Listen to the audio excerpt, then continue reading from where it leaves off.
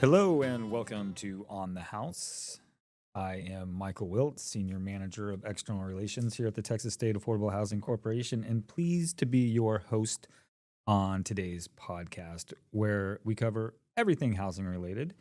And I am honored to be welcoming David Long back into the studio for a second interview with us. Your first one was so popular, the people wanted you back Oh yeah, for another one. I'm sure they did. So, um, as you all probably know, David Long is the president at the Texas State Affordable Housing Corporation. He oversees all the people, all the programs, everything that we do. We want to have a discussion about some accomplishments in 2025. It was a really exciting year around here, like every year is, and we did some really cool things. Personally speaking, I thought one of the most remarkable things we did in response to a direct community need was launching the Rebuild Kerr Down Payment Assistance Program, created in the wake of the July 4th devastating flooding in Kerr County. This program was created alongside our partners at the Community Foundation of the Texas Hill Country and also Connective. I just want your thoughts on how that program came together, what it means for the families it serves, and what it says about our mission in action. The Rebuild Kerr certainly stands out.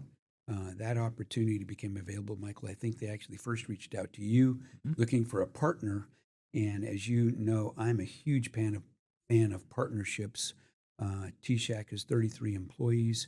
We have a statewide reach, and our only way we can continue to meet our goals and our mission to serve Texans across the state is to work with some really solid partners. And I think the Community Foundation and Connective have proved to be just that for us. So what they wanted to do is they wanted to work with us to find a way to provide assistance back to those families that were significantly impacted by the disastrous floods of July 4th to 2025. Working very closely with the two organizations, the single family team here at TSAHC, along with the marketing team, Michael, you and your team, we were able to develop a program over several months that allowed us to allow borrowers who were looking to either rebuild or relocate, utilizing their funds that were made available through the down payment assistance awards being offered through the Community Foundation, and accessing our single family programs with our also utilizing our down payment assistance. I think it's important that TSAHC's flexibility, our expertise, and our experience in doing single family mortgage lending was identified, but also we had a great partnership in allowing us to deploy those funds in a very successful way. To date, we've deployed over $3 million in down payment assistance utilizing our programs. And that's gracious awards from Community Foundation and Connective for us to be able to do that along with our down payment. But in order for that to happen, the partnership has to be well-oiled, and we have to be able to identify what's going on. And they've done a really good job of making sure that we've been able to identify the borrowers, we're the network of lenders, and working directly to help those families that needed assistance in that process. Yeah, part of that healing journey. Yeah. Absolutely.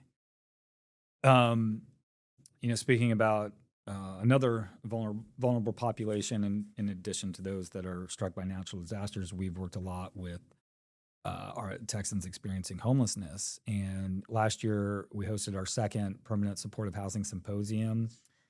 It was a 1.5-day event. It brought together housing developers, service providers, health professionals, homelessness response organizations, people on the policy side of things, some elected officials or their staff. Everybody comes together, shares best practices for helping people move from housing instability into permanent service-enriched housing. What do you think this event says about our role in the broader housing ecosystems, but specifically supportive housing? And did you have any meaningful takeaways from that conference? Well, I hope you did. Maybe I should say, what were your meaningful takeaways from that? Yeah, I certainly had several meaningful takeaways. Let me start with this. TSAHC's mission and vision statements speak to the allowing access to affordable housing and the concept of every Texas having a place to call home. Those that are on the verge of experiencing homelessness or experiencing homelessness directly, they need a place to just call home.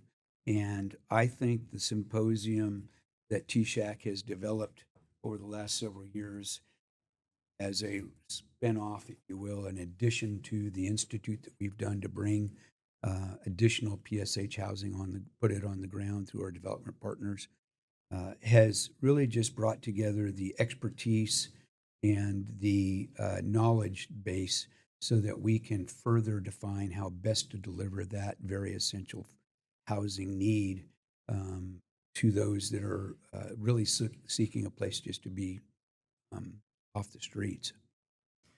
Well said. Last September, we had the distinct pleasure of celebrating the opening of the Park on 14th in Plano, Texas. This was a 62 unit affordable apartment community in Plano's walkable Kendrick neighborhood. It's designed for workforce households near downtown Plano. This development sits on a piece of land that we've owned for a long time. We also provided some equity for the development, and we collaborated with DMA companies to develop the community. Can you talk a little bit about this development and our role in it, and because it was unique, certainly, given that we own the land and sort of how everything together. But just elaborate on the Park on 14th a little bit. Yeah, I think the Park on 14th is a very unique opportunity for the corporation. TSAHC had the opportunity to acquire this property years ago. It had gone through some various iterations of development stages and who we were going to work with. And I think we are very, very fortunate to have ended up with a quality partner like DMA. They have a strong history of being not only capable, but also their product speaks for itself. It's always high end, very top notch, and we are very pleased to have had them brought in as our partner to help us develop this. Expense is always going to be an issue, especially in the high cost world that we currently live in for development. We are fortunate enough to have some benefit through the land being already acquired and owned by TSAHC, so we had some affordability that we could bring to the table. In addition to the idea that we knew we were going to put some funding into it as well. At the end of the day, we ended up with 62 really high quality units.